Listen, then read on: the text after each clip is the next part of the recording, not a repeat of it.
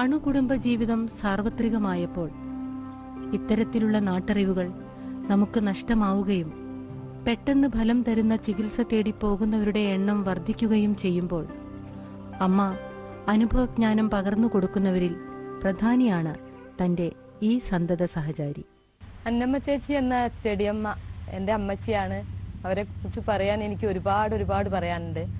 അതായത് ഇപ്പം ഞാൻ 20 വർഷത്തോളമായി അമ്മച്ചിയെ പരിചയപ്പെട്ടിട്ട്. വളരെ ചെറുപ്പം മുതലേ അമ്മച്ചിക്ക് ചെടികളോടും അതായത് എല്ലാ ജീവജാലങ്ങളോടും ഉള്ളൊരു സ്നേഹവും ആദരവും ഞാനും കണ്ട് മനസ്സിലാക്കുകയും എനിക്കും ആയുർവേദത്തോട് താല്പര്യമുള്ളതുകൊണ്ട് ഞാൻ സ്ഥിരമായിട്ട് അമ്മച്ചിയായിട്ട് ബന്ധപ്പെടുകയും അമ്മച്ചിയുടെ കൂടെ നടക്കാനും അമ്മച്ചിയോട് കൂടുതൽ കാര്യങ്ങൾ പഠിക്കാനും ഇഷ്ടപ്പെട്ട ഒരു വ്യക്തിയായിരുന്നു. ഒരു 3 വർഷത്തോളമായി സ്ഥിരമായിട്ട് അമ്മച്ചിയുടെ കൂടെ എപ്പോഴും എല്ലാ കാര്യങ്ങളും അമ്മച്ചി എവിടെ പോകുന്നുണ്ടെങ്കിലും എല്ലാ കാര്യത്തിനും അമ്മച്ചിയുടെ കൂടെ ഞാൻ ഉണ്ടാവാറുണ്ട്.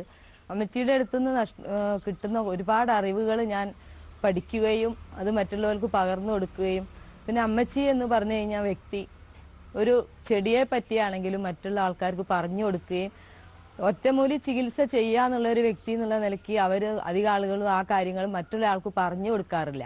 ഈ അമ്മച്ചിയാണെങ്കിൽ ഒരു ചെടി എന്താണോ അവർക്ക് അമ്മച്ചി അവർ കൊടുത്തിരിക്കുന്ന സാധനമൊന്നും അതിനോടൊപ്പം തന്നെ അതിൻ്റെ ഒരു തൈ പറിച്ച് മറ്റുള്ളവർക്ക് കൊടുക്കുകയും അതേപോലെ അമ്മച്ചിക്ക് ആരെങ്കിലും ഒരു ദക്ഷിണയായിട്ട് എന്തെങ്കിലും ഒരു പൈസയൊക്കെ കൊടുത്തു കഴിഞ്ഞാൽ മറ്റൊരു രോഗി വന്നാൽ അവർക്ക് കിട്ടുന്ന അത് ആ ഒരു പൈസയോ അത് എന്താണ് കിട്ടിയെന്ന് വെച്ചാൽ അത് മറ്റൊരു രോഗിക്ക് കൊടുക്കുന്ന രൂപത്തിലുള്ള ഒരു രീതിയാണ് അമ്മച്ചിക്ക്. മനുഷ്യ സമൂഹത്തിന്റെ ആരോഗ്യപരമായ നിലനിൽപ്പിന് കുടുംബിനികൾ ബോധവതികളായിരിക്കണം. ഇത് തിരിച്ചറിഞ്ഞ അന്നമ്മ ദേവസ്യ വനിതകളുടെ കൂട്ടായ്മയിലൂടെ താൻ നേടിയെടുത്ത അറിവുകൾ അവരുമായി പങ്കുവെക്കുന്നു. എല്ലാവർക്കും നമസ്കാരം. ലോകാരോഗ്യ സംഘടനയുടെ നിർവചന പ്രകാരം ഓരോ മനുഷ്യന്റെയും ശാരീരികവും മാനസികവും ആധ്യാത്മികവും സാമൂഹികവുമായ സ്വസ്ഥതയാണ് ആരോഗ്യം. ഈ ആരോഗ്യം നേടിയെടുക്കാൻ നമ്മൾ ഓരോരുത്തരും എന്ത് ചെയ്യണം? അതാണ് ഇവിടുത്തെ ചിന്താ വിഷയം. കാരണം ഗൃഹവൈദ്യത്തിൽ വീട്ടമ്മമാർക്ക് ഒരുപാട് കാര്യങ്ങൾ ചെയ്യാൻ സാധിക്കും. അങ്ങനെ ചെയ്യുന്നത് എങ്ങനെ എന്നാണ് ഞാനിപ്പം പറയാൻ പോകുന്നത്. ഓരോരുത്തർക്കും അവനവൻ്റെ വീടുമുറ്റത്ത് കുറച്ച് ഔഷധ ചെടികൾ നട്ടുപിടിപ്പിച്ച് അത് ഉപയോഗിച്ചാൽ അന്നേരം വരുന്ന രോഗങ്ങൾക്ക് പരിഹാരമാകും. അലോപ്പതി മരുന്നിൻ്റെ അമിതമായ ഉപയോഗമാണ് ഒരുപാട് മാറാ രോഗങ്ങൾക്കും പിടികിട്ടാ രോഗങ്ങൾക്കും ഇന്ന് അടിമയാകുന്നത്. രണ്ടാമത് മലിനീകരണ പരിസ്ഥിതി, അതായത് വിഷമടിച്ച പച്ചക്കറികളും വിഷമടിച്ച ഭക്ഷണ സാധനങ്ങളും നമ്മൾ കഴിക്കുന്നത് രണ്ടാമത്തെ കാരണം. മൂന്നാമത്തെ കാരണം പരിസ്ഥിതിയുടെ മലിനീകരണം. ഇവിടെ ജീവിക്കുന്ന നമ്മൾ ഓരോരുത്തരും നമ്മുടെ വീടിനെയും ചുറ്റുപാടിനെയും സംരക്ഷിക്കേണ്ട ചുമതലയുണ്ട്. പ്ലാസ്റ്റിക് ഗ്ലാസൊക്കെ വലിച്ചെറിഞ്ഞ് വാച്ചിലൊക്കെ വൃത്തികേടാക്കിയിടാതെ നമ്മൾ അതൊക്കെ ഒരു കുഴി മൂടണം. അങ്ങനെ ചെയ്താൽ ഒരുപാട് രോഗങ്ങളിൽ നിന്ന് നമുക്ക് രക്ഷപ്പെടാൻ പറ്റും. നമ്മൾ വീടുമുറ്റത്ത് നട്ടുപിടിപ്പിക്കാൻ സമയക്കുറവായതുകൊണ്ട് ഞാൻ നിങ്ങളോട് പറയുന്നത് ഏറ്റവും പറ്റിയ ചെടിയാണ് പനിക്കൂർക്ക. ജലദോഷപ്പനിയൊക്കെ ഉണ്ടായാൽ അപ്പം പിള്ളേർക്ക് ഇതിൻ്റെ 2-3 ഇല വാട്ടിപ്പിഴിഞ്ഞാൽ നീര് കൊടുത്താൽ പനി മാറുന്നുണ്ട്. ചുക്കും കുരുമുളകും തിപ്പനിയും കൂടെ തിളപ്പിച്ച വെള്ളം കുടിച്ചാൽ ജലദോഷപ്പനി മാറും. ഇത് തഴുതാമ. ഷുഗർ കുറയാൻ അമ്മച്ചിയുടെ അടുത്ത് എന്ത് പച്ചമരുന്നാണ് പറഞ്ഞുതരാനുള്ളത്? ഷുഗറിന് നല്ലതാണ്, പ്രമേഹത്തിന് നല്ലതാണ്, പ്രഷറിന് നല്ലതാണ്. ഇത് ഷുഗറും വെച്ച് കഴിച്ചാൽ ആമവാദം ഉണ്ടാകിയല്ല, ഒരുപാട് തഴുതാമ കഴിച്ചാൽ അരുതായ്മ ഉണ്ടാകിയല്ല, ഒരുപാട് ഔഷധ ഗുണമുള്ള ചെടിയാണ്. ഏത് അലർജി രോഗത്തിന് നല്ലതാണ്. മുട്ടുവേദനയ്ക്ക് അമ്മച്ചിയുടെ അടുത്ത് എന്തേ മരുന്നുണ്ടോ? അവർക്ക് മുരിങ്ങയില സൂപ്പ് ഞാൻ അടിച്ചു വെച്ചിരിക്കുക എൻ്റെ മേശയിൽ. മുരിങ്ങയില സൂപ്പ് കഴിക്കാൻ ആർക്കും വേണമെങ്കിലും കഴിക്കാം. 1 കപ്പ് മുരിങ്ങയില, 3 വെളുത്തുള്ളി, 1 സ്പൂൺ മഞ്ഞൾപ്പൊടി, 1 ഞുള്ളു കുരുമുളക് പൊടി, ഉപ്പിൻ്റെ കല്ല്, ആവശ്യത്തിന് പാത്രം 2 ഗ്ലാസ് വെള്ളം ഒഴിക്കുക, മൂടി വെച്ച് തിളപ്പിക്കുക, മൂട പൊണ്ടിക്കാതെ വാങ്ങുക.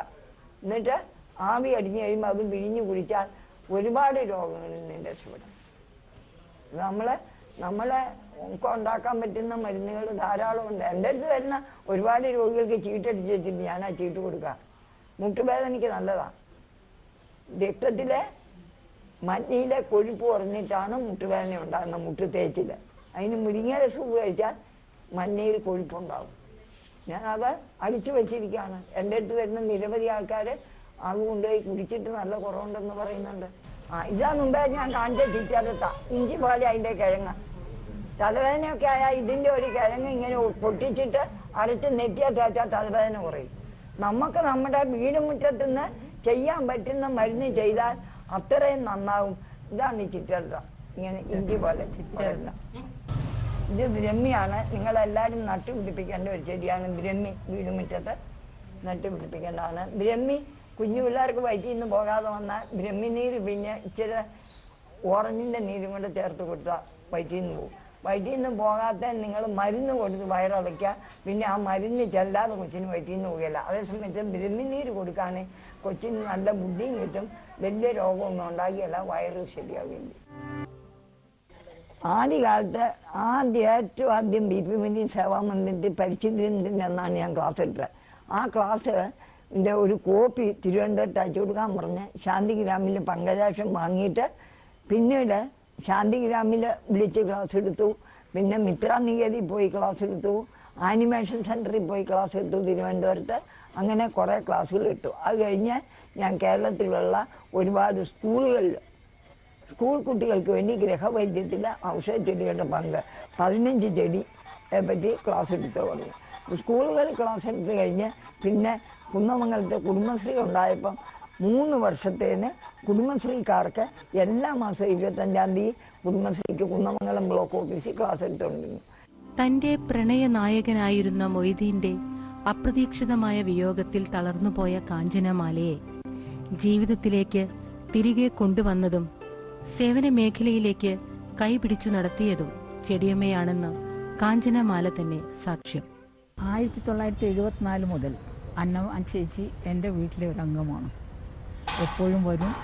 ഏറ്റവും എനിക്ക് ഉപകാരപ്പെട്ട സമയം ചേച്ചി മൊയ്തീൻ മരിച്ച സമയത്ത് ഉമ്മക്ക് വാക്ക് കൊടുത്ത് ഞാൻ ജീവിക്കാൻ 6 മാസം ഞാൻ കണ്ണ് തുറക്കാതിരിക്കുന്ന ആ സമയത്ത് എൻ്റെ അടുത്ത് വന്ന ആശ്വാസവചനങ്ങൾ പറഞ്ഞു.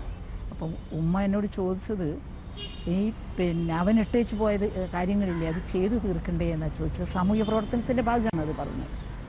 അപ്പം ചേച്ചി അത് ഓർമ്മപ്പെടുത്തിക്കൊണ്ട് സാമൂഹ്യ പ്രവർത്തനത്തിൻ്റെ പലരും ദുഃഖത്തിൽ നിന്ന് മാറി വന്നത് സാമൂഹ്യ പ്രവർത്തനത്തിൻ്റെ രംഗത്താണ് എന്നൊക്കെ പറഞ്ഞ് എന്നെ ഒരുപാട് ആശ്വസിപ്പിക്കുകയായിരുന്നു. വീട്ടിലാർക്കും എൻ്റെ സുഹൃത്തുക്കൾ പോലും വരാൻ ഭയപ്പെടുന്ന ഒരു സന്ദർഭമായിരുന്നു അത്. ആ സന്ദർഭത്തിൽ എപ്പോഴും ആശ്വാസമായി എത്തിയിരുന്നത് എൻ്റെ ചേച്ചിയാണ്. അതുകൊണ്ട് തന്നെ അവരെ സംബന്ധിച്ചിടത്തോളം എൻ്റെ സ്വന്തം ചേച്ചി എന്ന പോലെയാണ് ഞാൻ എന്നും കണ്ടിട്ടുള്ളത്. പിന്നീട് ഞങ്ങൾ ഒരുമിച്ച് സാമൂഹ്യ പ്രവർത്തനത്തിൻ്റെ ഈ നാട്ടിൽ തന്നെ സാമൂഹ്യ പ്രവർത്തനത്തിൻ്റെ ഭാഗത്തേക്ക് ഇറങ്ങി BP മൊയ്തീൻ സേവാ മന്ദിർ എന്നൊരു സംഘടനയ്ക്ക് രൂപം കൊടുത്തു. അതിലെ ചേച്ചി അതിൻ്റെ ഭാഗമാണ്. ഞങ്ങൾ പിന്നീട് ഒരു ട്രസ്റ്റ് ഉണ്ടാക്കി, അതിലും ചേച്ചിയുണ്ട്. അങ്ങനെ ഈ സേവാമന്ദിറിൻ്റെ സേവാമന്ദിറിൻ്റെ ഒരു ശക്തി കേന്ദ്രമാണ് ചേച്ചി എന്നതാണ്. കാരണം ഞാൻ പല സ്ത്രീകളെയും കണ്ടിട്ടുണ്ട്, പക്ഷേ ഇത്രയും ചേച്ചിയെ ഇരുത്തിക്കൊണ്ട് മുഖസ്തുതി പറയുകയാണെന്ന് പറയരുത്. കാരണം ഉള്ള കാര്യങ്ങൾ ഉള്ളതുപോലെ പറയേണ്ടതുണ്ട്. ജീവിത നൈരാശ്യങ്ങളെ മുതൽക്കൂട്ടുകളാക്കി സമൂഹത്തിനു വേണ്ടി പ്രവർത്തിക്കാൻ കാഞ്ചനമാലയെ പ്രാപ്തയാക്കിയത് അന്നമ്മ ദേവസ്യയുടെ വാക്കുകളാണ്. ഇങ്ങനെയാണ് BP മൊയ്തീൻ സേവാ മന്ദിരം അതിന്റെ പ്രവർത്തനം ആരംഭിക്കുന്നത്. സ്ത്രീ സ്വാതന്ത്ര്യത്തിനു വേണ്ടിയും അനീതിക്കെതിരെ പോരാടാൻ വനിതാ കൂട്ടായ്മകൾ ഉണ്ടാക്കുന്നതിലും കാഞ്ചനമാലയോടൊപ്പം ചെടിയമ്മയും കർമ്മനിരതയാണ്. എന്നു നിന്റെ മൊയ്തീൻ എന്ന സിനിമയിൽ ശ്രദ്ധേയമായ വേഷം ചെയ്യാൻ അവസരം ലഭിച്ചിരുന്നെങ്കിലും തിരക്കഥയിലുണ്ടായ അഭിപ്രായ വ്യത്യാസം കാരണം അഭിനയിക്കാൻ കഴിയാതെ വന്നതായി അമ്മ പറയുന്നു. കാഞ്ചന മൊയ്തീൻ മരിച്ചു കഴിഞ്ഞ ആത്മഹത്യക്ക് ഒരുങ്ങി പോയതാ. കാഞ്ചനെ ഞാൻ തിരിച്ച് ജീവിതത്തിലേക്ക് പിടിച്ചു കൊണ്ടുവന്നത് അവനവന് സ്വന്തം ജീവിക്കാൻ പറ്റിയില്ലെങ്കിൽ നമുക്ക് മറ്റുള്ളവർക്ക് വേണ്ടി ജീവിക്കാൻ വേണ്ടി സാമൂഹ്യ സംഘടനകൾ ഉണ്ടാക്കണമെന്നും പറഞ്ഞ് അങ്ങനെ സംഘടനകളൊക്കെ ഉണ്ടാക്കി ഞങ്ങൾ മൊയ്തീൻ സേവാമന്ദിരം ആക്കി. മൊയ്തീൻ്റെ ഉമ്മയും ഞാനും കാഞ്ചനയും കൂടി ആദ്യം സേവാമന്ദിരത്തിൻ്റെ ആദ്യത്തെ മീറ്റിംഗ്. കാഞ്ചനയും ഞാനും സ്വന്തം ചേർത്തി അനിയത്തി പോലെ അത്ര അടുത്ത ബന്ധമാണ്. ഏത് കാര്യം എന്നോട് ചോദിക്കും. ഇപ്പോഴും കാഞ്ചന ഏത് പൊതു കാര്യത്തിന് ചെയ്യുന്നുണ്ടെങ്കിലും എന്നെ വിളിക്കുകയും എന്നെ കൂട്ടുകയും ഞങ്ങൾ ഒരുമിച്ചാണ് നടത്തിക്കൊണ്ടിരിക്കുന്നത്. അഭിനയിക്കാൻ പോയതാ. അതായത് വിമൽ എന്ത് ചെയ്തെന്ന് ചോദിച്ചാൽ കാഞ്ചനയുടെ അച്ഛനെ മുക്കത്തങ്ങാടിയിലിട്ട് കുണ്ടകൾ തരുന്നത് ഇതിൽ തിരക്കഥയിൽ എഴുതിയിട്ട് അത് അഭിനയിച്ചു. ഞാൻ ഒരാഴ്ച അവിടെ പോയി നിന്ന് കാഞ്ചനയുടെ ഉറ്റ സുഹൃത്തും കൂട്ടുകാരിയായിട്ട് അഭിനയിച്ചൊക്കെ കഴിഞ്ഞ് ഇത് കണ്ടപ്പോൾ ഞാൻ ഇവിടെ വന്ന് കാഞ്ചനോട് പറഞ്ഞ് ഇതിങ്ങനെയാണ് സിനിമ ശരിയാക്കിയിരുന്നു. അങ്ങനെ വിമലിനെ വിളിച്ച് ഞങ്ങൾ പഞ്ചായത്താക്കി. അത് വെട്ടുക അപ്പം വിമല എന്തായിരുന്നു അത് വെട്ടുകയില്ല, വെട്ടാതെ വിമല സമ്മതിക്കല. അങ്ങനെ കാണ്ടിനെയും ഞാനും കൂടെ കേസ് കൊടുത്തു. അതാ ആ പടം ഇറക്കാൻ പറ്റിയായിരുന്നു. അങ്ങനെയാണ് എന്നെ സിനിമയിൽ നിന്ന് ഒഴിവാക്കിയത്. ആതുര ചികിത്സ എന്നാൽ ആതുര സേവനമാണെന്നുകൂടി തിരിച്ചറിഞ്ഞുകൊണ്ട് ജീവിതത്തിന്റെ ഈ സായാഹ്നത്തിലും വീടുമായ ജ്ഞാനമില്ലെങ്കിൽ പോലും അന്നമ്മ ദേവസ്യയുടെ ആദ്യ ചികിത്സാനുഭവം ഒരു പരീക്ഷണം തന്നെയായിരുന്നു. ഓർമ്മയിൽ നിന്ന് മാത്രമല്ല, ഞാൻ പരീക്ഷണത്തിൽ വിജയിച്ചാണ്. അത് ആദ്യത്തെ ചികിത്സ എങ്ങനെ സോറിയാസിസിന് തുടങ്ങി എന്നുള്ളത് മാത്രം ചെറിയ ഇതിൽ പറയാം. ഞാൻ അരീക്കോട് ഐപ്പോയിന്റ് ഹോട്ടലിൽ ഒരു ക്ലാസ് എടുത്തു ഔഷധച്ചെടികളുടെ. പിറ്റേന്ന് രാവിലെ കാവന്നൂർ അനാഥശാലയിൽ പഠിക്കുന്ന 13 വയസ്സിലെ ഒരു കൊച്ചിനെയും കൊണ്ട് തിരുവറമ്പിലുള്ള ഒരു ഉമ്മ വന്നു എൻ്റെ അടുത്ത്. പറച്ചോനാ നിങ്ങളെ കാണിച്ചെന്ന് എൻ്റെ കൊച്ചിന് എന്തെങ്കിലും ഒന്ന് ചെയ്യണമെന്ന് പറഞ്ഞാൽ വന്നു. അപ്പം എന്താ ചെയ്തതെന്ന് ചോദിച്ചാൽ, ഇവരെ നിരാശരാക്കി വിടാൻ പറ്റിയല്ലോ. അത് ഞാൻ മുറ്റത്തുനിന്ന് മുട്ടിൻ്റെ ഇല, കൊടകൻ മുട്ടിലൊക്കെ പറയുന്ന ചെടിയുടെ ഇല പറിച്ചു. ആ ഇല കഴിച്ചാൽ ഓർമ്മശക്തി ഉണ്ടാവും, ബ്രഹ്മിക്ക് പകരം ഉപയോഗിക്കുന്ന വടക്കൻ്റെ. അപ്പം ഞാൻ ആ ഇല പറിച്ചിട്ട് മഞ്ഞളും കൂടി കൊടുത്ത് ഞാൻ ഉണ്ടാക്കുന്ന ഉരഗുളിക. ഈ ഉരഗുളിക എൻ്റെ കുഞ്ഞുനാളും മുതൽ അപ്പച്ചി പഠിപ്പിച്ചാണ്. അന്ന് മുതൽ ഞാനും ഉണ്ടാക്കുന്ന ഗുളികയാണ്. ഈ ഗുളികയും കൊടുത്തു. 25 ഇലയും ഒരു ചെറിയ കഷ്ണം മഞ്ഞളും ഒരു ഗുളികയും കൂടി അരച്ച് രാവിലെ വൈകിട്ടും കഴിക്കാൻ പറഞ്ഞു. ഉമ്മ പറഞ്ഞു പാടത്ത് തിരുപ്പറമ്പിൽ ഇഷ്ടം പോലെ കൊടകൻ്റെ ഇല കിട്ടുന്നു. അപ്പോൾ കൊച്ചിന് രോഗം മാറാൻ വേണ്ടിയല്ല, ഓർമ്മശക്തി കിട്ടാൻ വേണ്ടി ഞാൻ കൊടുത്തു. ഈശ്വരാധീനം കൊണ്ട് ആ കൊച്ചിന് 2 മാസം കൊണ്ട്, അതായത് അതിൻ്റെ മാനേജർ കൊച്ചിനെയും കൂട്ടി എൻ്റെ അടുത്ത് വന്ന് ചോദിച്ചു, ഈ കൊച്ചിനെ എങ്ങനെ ഇത്ര മിടുക്കനാക്കിയെന്ന്. തല മുഴുവൻ മഷിമരുന്ന് ഒഴിച്ച് മുഖം മുഴുവൻ കരിക്കട്ട പോലെ, അതിനകത്ത് വീണ്ടും വീണ്ടും നിറച്ച് കുരു വന്നിട്ട് കരിക്കട്ട പറയുന്ന കൊച്ചാ. അപ്പം എന്താണെന്ന് ചോദിച്ചാൽ, ഞാൻ ആ കൊച്ചിനെ ഈ കൊടകൻ്റെ അല്ലെങ്കിൽ മഞ്ഞൾ ഇടിച്ച് തുണി കിരികെട്ടി തല മുതൽ മേൽ മുഴുവൻ തേപ്പിച്ചിട്ട് ചെറുനാരങ്ങാനീര് പിഴിഞ്ഞ് ചെറിയ ചൂടുവെള്ളത്തിൽ എൻ്റെ ഔഷധ സോപ്പ് തേച്ച് കുളിപ്പിക്കാൻ പറഞ്ഞു. അങ്ങനെ ഈ കൊച്ച് നല്ല മിടുക്കനായി. ഇയാൾ കൊച്ചിനെ കൊണ്ട് എൻ്റെ അടുത്ത് വന്ന്, അതാണ് എൻ്റെ ആദ്യത്തെ ചികിത്സ. പഴമക്കാരുടെ ഇടയിൽ പ്രചരിച്ചിരുന്ന അപൂർവ ഫലസിദ്ധികൾ നൽകുന്ന നിരവധി ഔഷധ ചെടികളുണ്ട്. അവയുടെ സഹായത്താൽ കഷ്ടപ്പെടുന്ന രോഗികൾക്ക് ആശ്വാസം പകരാൻ ഈ നാട്ടറിവുകൾ വഴി സാധ്യമായിട്ടുണ്ട്.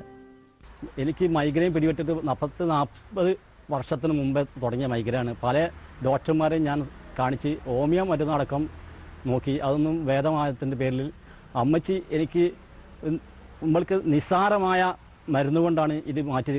മുക്കുറ്റിയും മുയൽച്ചെവിയാണ്. അത് ഒരു 5 ദിവസം സൂര്യൻ ഉദിക്കുന്നതിന് മുമ്പ് ഇടുക്കി കഴിഞ്ഞ് മൂക്കിലും നൂർത്താവിലും കാലിൻ്റെ അപ്പം വരലുമ്മലും ഉറ്റിച്ച് അതിനുശേഷം കുറച്ച് ഉരഗുളികയും കഴിക്കാൻ എന്നോട് പറഞ്ഞു. ഇപ്പം പൂർണ്ണമായിട്ട് മാറിയിട്ട് ഒരു 1.5 വർഷമായി എനിക്ക്.